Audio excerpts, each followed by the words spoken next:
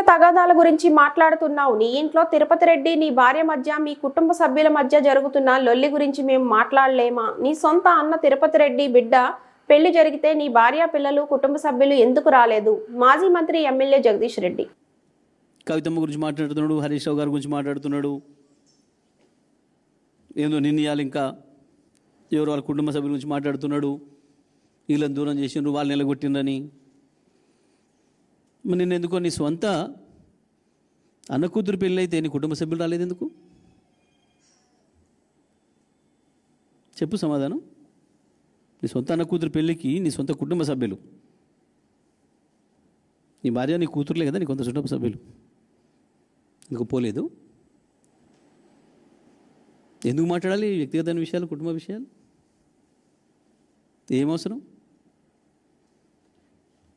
నువ్వు ఒకటి మాట్లాడితే ఇంకోటి వస్తుంది కదా.